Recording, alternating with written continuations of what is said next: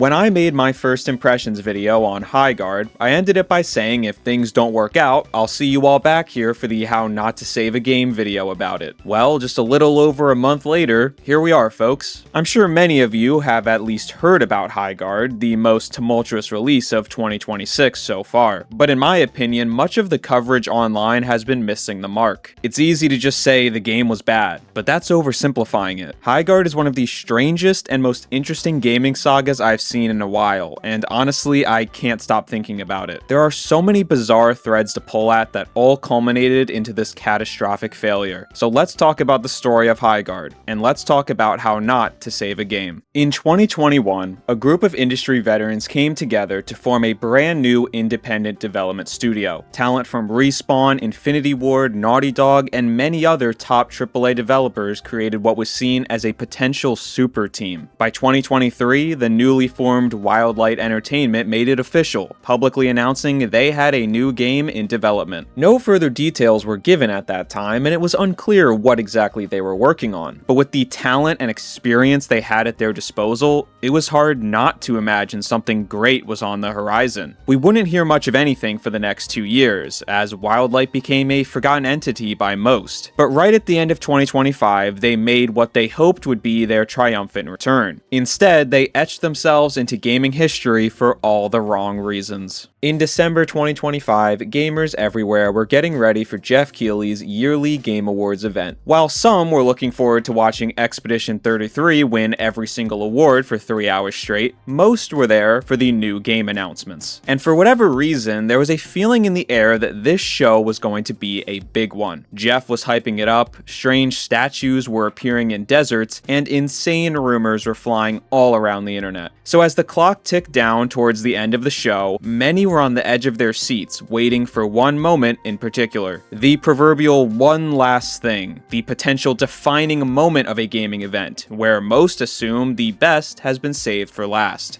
As Geoff began speaking with that trademark tone of his where you think he's about to announce the second coming of Christ himself, anticipation filled the arena. This could be the moment our wildest gaming dreams come true. Instead, all hell broke loose. No, this final announcement was not going to be one of those mystical games we've spent years hoping for. It was the official reveal of Wildlight's project. Highguard, a new live service FPS game from the developers of Apex Legends and Titanfall, initially sounded somewhat promising, but within just a few seconds, the trailer immediately rubbed fans the wrong way. It looked like yet another generic multiplayer shooter with off-putting character designs. On top of that, people are just extremely sick of this genre. But more than anything, it was really strange to see this as the final reveal. Fans went ballistic. The trailer was dislike bombed, it was mocked relentlessly by content creators, and Twitter not so lovingly referred to Highguard as Concord 2. Similar to Concord, it felt as if the game had been universally rejected. Regardless of how you personally feel about Highguard, it was absolutely the wrong choice to end a show like this. Geoff Keighley's events are unique in that they are general gaming shows as opposed to a focus on one console or brand. The final announcement at a Nintendo Direct or PlayStation State of Play is pretty easy. You end those shows with a big first-party game and their fans will always walk away happy. But with the Game Awards, the task is a lot harder. Fans of all different kinds of games will be watching, meaning it's literally impossible to please everyone. That's why, in my opinion, the final reveal should always be something that is clearly big and impactful, even if you don't personally care about it. Such as in 2024, when they ended with Intergalactic the Heretic Prophet, Naughty Dog's first new IP in over a decade. Maybe you hate Naughty Dog, or maybe you don't even own a PlayStation, but you can still understand that's a big announcement. Another good example comes from the game that was ironically shown right before Highguard with the reveal of Mega Man Dual Override. Even if you've never played a single Mega Man game in your entire life, you immediately recognize that's a super exciting moment because it's a classic video game character making his return. You need games like that which can feel special even if it's not for you specifically. A new generic looking live service multiplayer game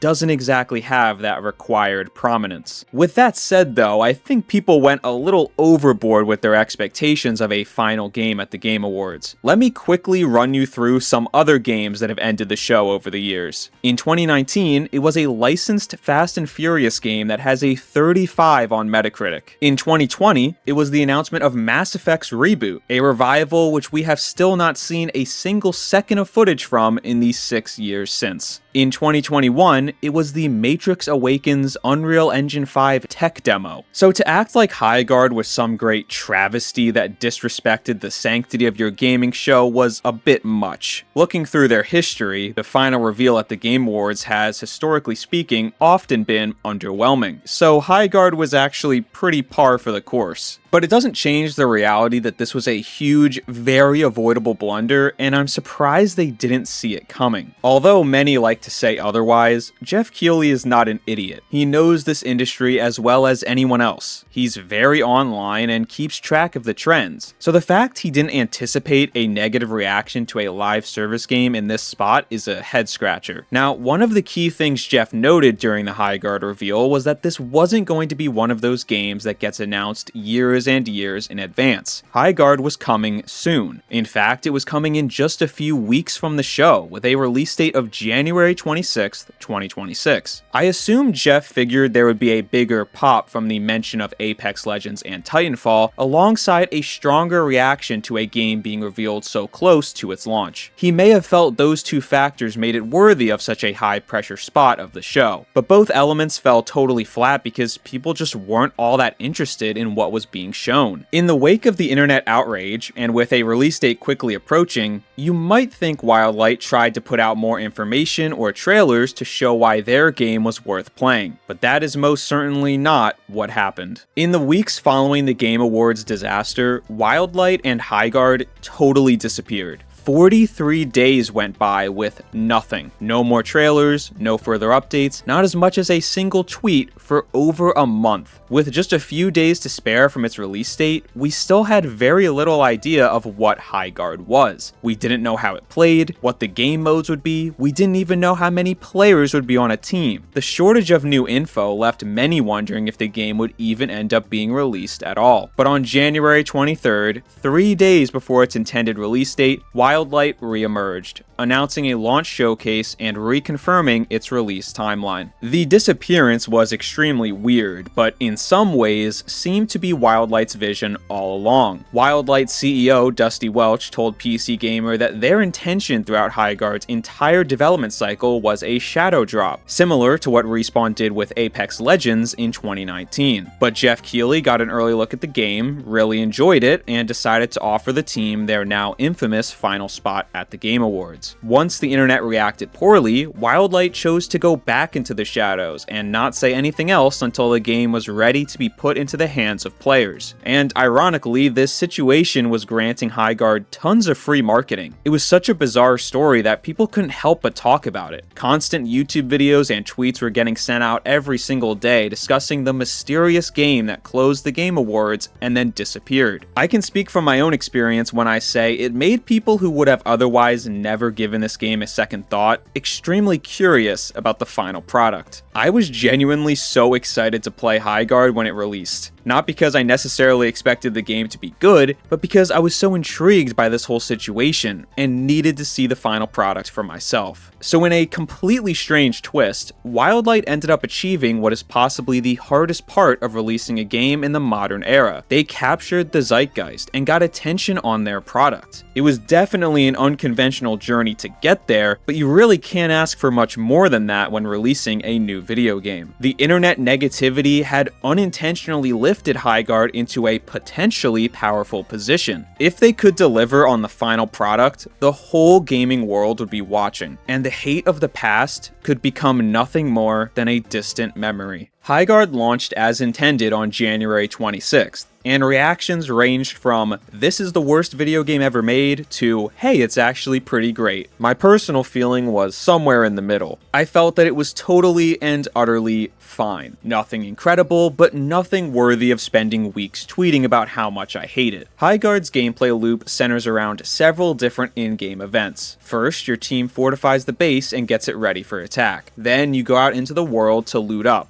opening chests, grabbing armor, and gathering materials. After a set amount of time, a device called the shield breaker will spawn in, and at this point, each team fights to capture it. Once claimed, you take it to the enemy team's base and start the raid. At this stage, the attacking team is attempting to plant bombs and do damage to the base. Whichever base hits 0 health first loses the game. You play as a cast of characters, all with their own unique hero abilities and specialties. And finally, one of the more unique mechanics is that each player has a mount they can hop on at basically any point in the battlefield that allows them to move faster. Did you stick with me there? Because yeah, that was a lot. Highguard is a pretty complicated game to explain, a blend of many different styles crammed into a single game mode. And this is where Highguard's first major problem begins. The developers touted this as a brand new game style, something they hoped would be a major selling point. But when you actually break it down, there isn't much new about it. You fortify your base like a tower defense game, loot up across the map like a battle royale, play a fancy version of capture the flag with the shield breaker, and the raids are a faster paced version of search and destroy. So while combining all of those things together does leave you with a unique experience, none of the individual elements are anything you haven't played before. In fact, I would argue each is a watered down version of what you've played before, because they are attempting to do so much at one time. This makes it all feel a bit hollow. There isn't really one specific thing I can point to where I say, this is why you need to play Highguard. Sure, the gunplay felt decent and I had some fun moments, but there are a ton of different games I could say the exact same thing about. And unfortunately, those relatively fun moments were dragged down by the negative aspects of the game. One thing I immediately noticed about Highguard is that there is a ton of downtime. The opening defense stage will often leave you standing around for 10 to 20 seconds waiting for the match to start. During the looting section, you are very likely not going to get into a single gunfight. And every single time your team caps the shield breaker, a super long animation plays where the attacking team is just staring at it, waiting for the raid to start. I do understand there are reasons for some of these decisions. The shield breaker, for example, moves slowly so that the defending team has time to get back to the base and prepare for the attack. But even if there is an understandable reason for it, the outcome doesn't change. It's not fun to play a game where nothing is happening, and it's an especially bad fit for a competitive multiplayer game. Alongside that, I was turned off by how bare bones Highguard felt. There was one game mode, one map, a couple different weapon types, and that was about it. There weren't really any tangible progression systems, and it was missing basic features like end-of-game stats. I will give Wildlight some credit though. Their post-launch support was quite good. Player feedback had shown some complaints about the 3v3 game mode. Just 4 days after launch, Wildlight was ready with an update that added a 5v5 alternative. In the month Highguard was supported, they added a new playable character, a new map, and even a totally new game mode. That's a super fast turnaround, and the ability to work on the fly is vital to a successful live service game. However, it's also a common trend where we see these kinds of games holding back content so they have something to provide us for future updates. And I think it's a really big reason why so many of these games struggle to hold an audience. With a traditional, fully priced video game, there is some incentive to stick with it even if it doesn't click right away. You did just spend money on it after all. But when your game is free to play, the first impression is everything. Since the player has downloaded it for free, there is no attachment there. If you don't grab them right away, there is nothing stopping them from uninstalling. So what games like Highguard miss is that adding great updates a few days, weeks, or months later doesn't do much when those day one players already bounced off and never looked back. The 5v5 mode was especially surprising to me. Obviously, I've never made a video game, so maybe I'm wrong here, but it feels pretty unlikely that a fundamental change to the game like that could be thrown together in 4 days. If they had this ready, why not have it there on day one? Overall, nothing about Highguard was offensively terrible, but there was also nothing about it that had me feeling like I really wanted to keep playing or motivated me to recommend it to a friend. Being a game that's just okay in 2026 isn't enough, especially in the live service space. When you release a game like Highguard, you are releasing it into an ecosystem of players who are likely already very attached to a different multiplayer game. Whether that be Fortnite, Marvel Rivals, or whatever else, your game needs to grab their attention and convince them to break off whatever it is they are currently engaging with. You can't achieve that with a game which is just okay, and the numbers showed it. Propelled by its internet infamy and mysterious marketing, Highguard got off to a pretty hot start. On launch day, it reached a peak concurrent player count of nearly 100,000 players on Steam, a respectable number for just one of the 3 platforms it's available on. They would later confirm that over 2 million total players jumped in to give the game a try. The only problem was, they weren't sticking around. 72 hours after its launch day highs, those 100,000 concurrent players had dropped by 90%. And this is where I'll address a big part of Highguard's story, the internet negativity. I think for some people, it was easy to blame this ravenous hate for its shortcomings. I even bought into that myself at first. I mean, when the game is getting overwhelmingly negative reviews from thousands of accounts that played for less than 30 minutes, it's hard to gauge how people truly felt about it. But when you push all that to the side, we can focus on something much more tangible. These player numbers tell us the true story. You don't lose tens of thousands of players overnight because someone posted something mean on Reddit. Having so many people log in and immediately drop it is indicative of a serious flaw with your game, not how the internet reacted to it. In the weeks to come, Highguard continued this downward trend, and the ripple effects were soon to follow. On February 12th, the Wildlight team was hit with massive layoffs. It was said that less than 20 members of the staff remained, nowhere near enough people to keep a live service game up and running. The writing was on the wall at that point, and soon after, the outcome that many had predicted from its very first reveal came to fruition. It was announced that Highguard's servers would be shut down on March 12th, 2026, not even 2 full months after its launch. It joins the long list of live service flops to vanish into thin air within weeks of release. And that outcome left me questioning the inner workings of Wildlight. I'm confused as to what exactly their expectations were and how they didn't have enough runway to try and make it work for longer. You would imagine a studio of their small size would be prepared to sustain this for a period of time and not have to bank on an immediate success, especially when high-ranking members of the studio were publicly saying their player count did not define success and that they were in it for the long haul. But then a bombshell news story broke, and it all started to make sense. It was revealed that Tencent, the Chinese megacorporation, had been the primary financial backer of Highguard. It was also revealed that Tencent had pulled their funding after the failed launch, leading to the layoffs and eventual shutdown. This was particularly problematic because Wildlight had presented themselves as an upstart independent studio who would be publishing their own game. And while that is technically true, being funded by one of the largest tech companies in the entire world is not exactly some ragtag underdog story. It also explains why their leash was so short. This was a major corporation trying to extract value as quickly as possible. When the internet decided they hated it and the player count dropped, Tencent ditched the project. I also have a theory that Highguard likely made basically no money, even when player count was looking decent. Because in the matches I played, I almost never saw anyone with a skin from the in-game store. My assumption is players were hesitant to spend money on a game with so much negativity around it. How many times have we seen live service games just like this come and go within a few months? Why would I risk spending money on something that could become vaporware in 4 weeks? Additionally, the first battle pass was free for everyone. A very nice gesture, but you're also eliminating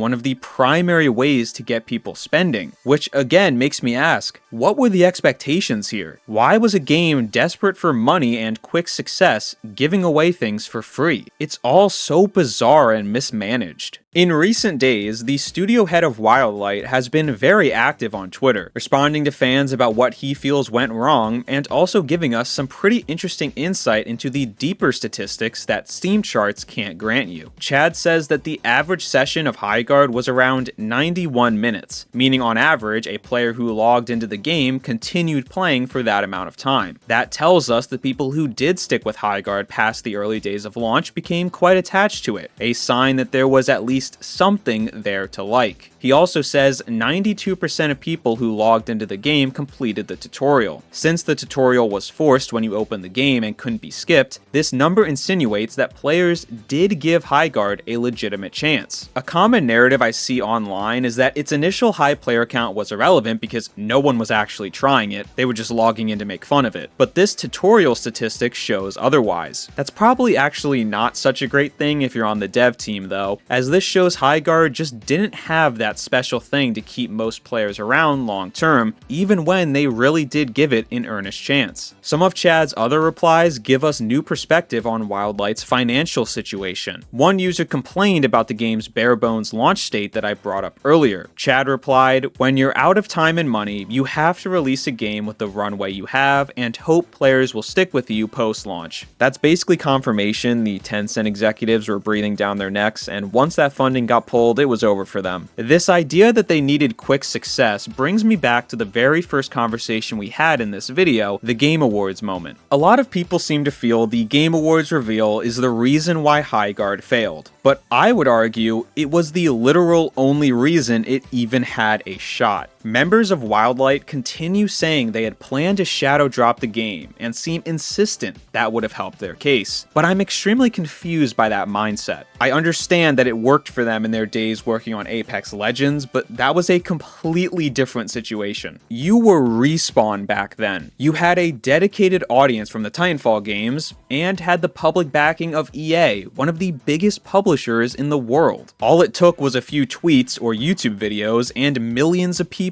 knew Apex existed and was out now. What was the Highguard shadow drop plan? Send out a tweet on your Twitter account that no one followed yet? Upload the game on Steam and just hope it stands out amongst the hundreds of other games posted that day? I keep hearing people say with a shadow drop it could have started smaller, had time to iron out the problems and grow more naturally, instead of being exposed to so many viewers at the Game Awards. But that's such a cop-out. If the prospect of your game getting shown to more people is seen as a negative, that says a whole lot more about your product than the situation it's being revealed in. Plus, knowing what we know now about Tencent's involvement and the pressure the team was under, there was no time to wait it out and let it grow naturally. So with that in mind, the national attention from the Game Awards reveal was their best bet. It's unfortunate that the game became such a target for hate. I do feel for the team who had to go through that, and although I had stopped playing the game after the first few days, I was genuinely interested in seeing how they could continue evolving it over time. For everything I disliked about Highguard, there was always one or two things that I thought were fun, or at the very least intriguing, that kept me feeling like there was a decent game somewhere in here. But in the end, the bad outweighed the good, and the game just wasn't compelling enough to compete in what has become an extremely saturated market. Chad said on Twitter that the team recognized the risks of making a game in this genre. Unfortunately, they are now also recognizing the same consequences that so many other live service games have before them. Every time a game like Highguard comes around and flops, there's renewed conversation about how companies need to learn from their mistakes and stop chasing this trend. And yet every single year, multiple new games just like Highguard join the list of failed live service hopefuls. It's one of the most intriguing trends in the gaming industry right now. Live service multiplayer games are among the most played video games out there, and yet the loudest voices online prey on their downfall and hope they fail. It's a rift that is growing larger by the day, a public perspective that does not line up with what the dollar signs are telling the executives. And honestly, I'm not sure how this ends. But if there's one thing I do know, it's that these live service games are not going to stop coming. So while the state of the industry may be crumbling around us as we speak, at least we'll always have a new interesting game to cover in this series. Thanks for watching.